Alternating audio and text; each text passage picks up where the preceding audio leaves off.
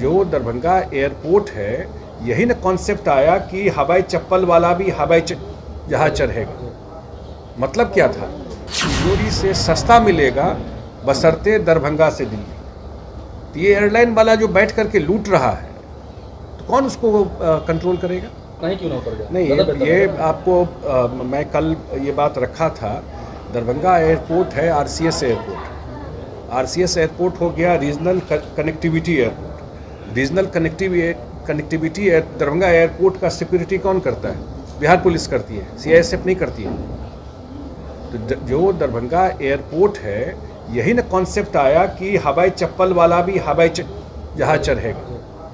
मतलब क्या था कि जो छोटे शहरों में एयरपोर्ट है वहाँ मिनिमम कॉस्ट रहेगा चलने का। आप दरभंगा एयरपोर्ट को आप कंपैरिजन कीजिए, 20,000, 25,000, 15,000, 30,000, 35,000।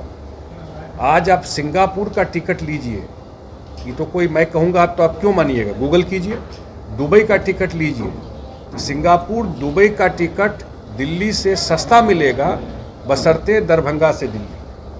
तो ये एयरलाइन वाला जो बैठ करके लूट रहा है, तो कौन उसको कंट्रोल करेगा? किसकी जवाबदेही है? हम लोग बार बार कह रहे हैं कि भाई कैपिंग कीजिए।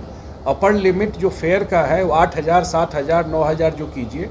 दरभंगा एयरपोर्ट से नॉर्मली टिकट 3,000-3,500 से ज़्यादा नहीं होना चाहिए किसी भी लिहाज से। और वहाँ पर एवरेज आप लिखे, अभी छठ का समय है, दीपावली का समय है, इतने लोग आते हैं बाहर से। ये तो जनता से, इसमें कोई पॉलिटिक्स नहीं है, ये आम लोगों से जुड़ा हुआ मुद्दा है। मैं कोई इसको सेंटर स्टेट उस पर नहीं बात कर रहा हूँ। मैं सिंपल कह रहा हूँ कि आपने कहा कि हवाई चप्पल वाला भी हवाई जहाज चढ़ेगा।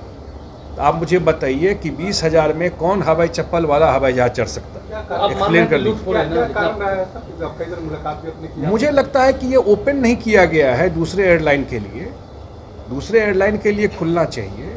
और जो सिविल एविएशन मिनिस्ट्री है उसको आरसीएस एयरपोर्ट, जहां उड़ान स्कीम का एयरपोर्ट है, वहां कैपिंग करना चाहिए कि आप 8,000 या 9,000 जो भी आपको तय, ये अपर लिमिट है टिकट का, और नीचे में 3,500 में आपको मैक्सिमम टिकट बेचना है, 4,000 में 4,500, क्योंकि सरकार छूट देती है इस सब एयरपोर्ट पर उस एयरलाइन को। तो इसका क्या मतलब रह गया? जो मेट्रो सिटीज़ का एयरपोर्ट है वहाँ पर आप लेते हैं मैक्सिमम फी। उड़ान स्कीम का तो कॉन्सेप्ट ही यही दिया गया ना, और उसमें स्टेट गवर्नमेंट का भी कंट्रीब्यूशन रहता है इस सारे चीज़ में। मैं उसके डिटेल में नहीं जा रहा हूँ, लेकिन उसका भी कंट्रीब्यूशन रहता है इन सारे चीज़ में। जो दिल्ली से दरभंगा में जो एटीएफ लगता है, या दिल्ली से मुंबई जाते हैं, दिल्ली से दरभंगा से दिल्ली जाते हैं, दरभंगा से मुंबई जाते हैं, दरभंगा से बेंगलोर जाते हैं, तो जो एयर टरबाइन फ्यूल है, एटीएफ है, 1% है। मैं ऑन रिकॉर्ड बोल रहा हूँ। वो तो कह रहे हैं कि आपकी सरकार जो ज़्यादा बैट ले रही है उसको। अब ये सब कोई मतलब है? पूरा देश में जो बैट लिया जाता है, हर एक सरकार अपने, तो पटना में भी लिया जा रहा है, तो पटना का रेट कैसे आधा हो गया? क्या है दरभंगा में जो आप बैठ करके वहाँ 20-20 हज़ार का टिकट वहाँ पे करता है, कोई उसको क्वेश्चन नहीं कर सकता, कोई उसको रोक नहीं सकता। ये डबल स्टैंडर्ड क्यों है? क्यों मिथिला के साथ लूट मची हुई है? आपके सामने रिकॉर्ड पे है।